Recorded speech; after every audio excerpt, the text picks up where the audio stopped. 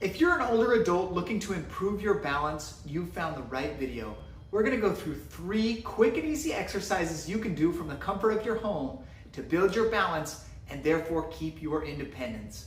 Make sure to check with your physician before starting any new program. Anytime you're doing a balance activity, always make sure safety is in the forefront of your mind because a fall can really set you back. So grab a chair or a countertop, something you can hang on to at first until you build up your stability. That being said, let's grab a chair. There it is. So you can put the chair in front of you if you want. I put it to the side so you can see the exercise that we're doing. The first exercise that we're going to do 1 foot in front of the other, stepping forward and back. So take 2 or 3 steps and then step backwards. This decreases your base of support, making it so your body has to balance or react according to the loss of balance. The narrow base of support makes it more challenging, which challenges your proprioception. It challenges your core. So you want to make sure that you're engaging your core. Try and tighten up those tummy muscles. Step forward and back. At first, just hang on to the counter. Take 2 or 3, or a chair, whatever you've got. Take 1 or 2, 3 steps forward and back. Once you start getting a little better at this, I want you to just slide your hand across the top gently. So it's just kind of floating there gently.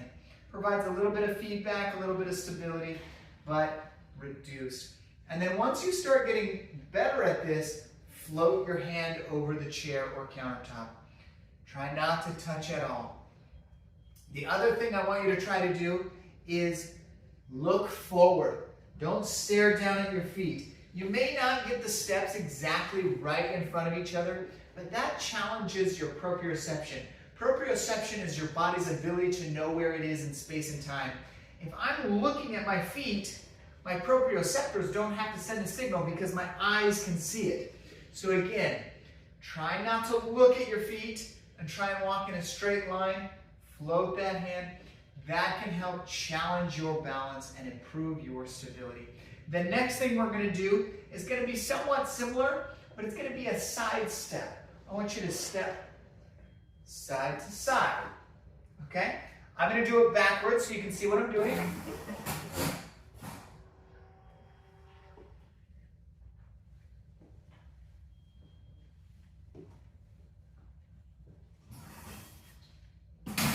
Same rules apply. Hang on to the chair at first, taking those little side steps.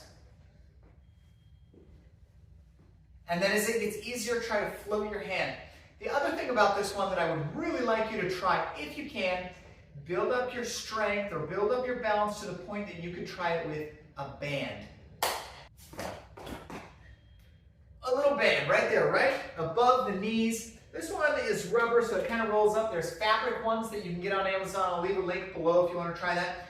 The reason we use the band is not to trick you to make it more challenging, but to challenge the activation of the glutes. The gluteus medius controls that side-to-side movement. If the gluteus medius is weak, people have kind of a waddling gait, a waddling walking pattern. So by taking these side steps, it challenges your balance, but also adding the band increases resistance, therefore increasing the strength, and helps you reduce your waddling gait. After you do a handful of these, you'll start to feel those glutes burn a little bit. So it's a great exercise, not only for balance, but for strengthening. Next, what we're going to do,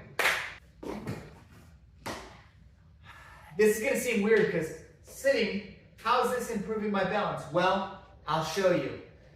Up and down, a sit to stand. There have been studies shown that lower extremity weakness is linked to an increased risk of falls. So you want to improve your strength. By doing sit to stands, it's essentially a squat, which is going to help build the quads, the hamstrings, and the glutes. If it's too much to stand up without pushing off, use the armrest at first. Push off with both. Once you get a little better at that, push off with just one. Try not to push off too much. Once you're better at that, cross your arms if you can. Or hover your hands over the armrest if you're worried about falling. Put a chair or a countertop in front of you so you don't So you can grab hold of something if you're worried about falling. Again, safety is the #1 priority through all of this. But I want to review right here in this chair. When I kind of pull my feet back, and interestingly enough, I bring my trunk quite far forward, kind of in line with my toes, and then up from there. I come down in essentially kind of the same position. You'll notice I'm not bending. I'm trying to stay kind of straight through the back, right there.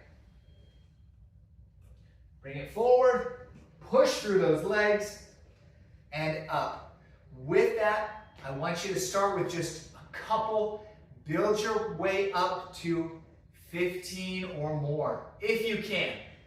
Build those muscles. That will help keep your balance.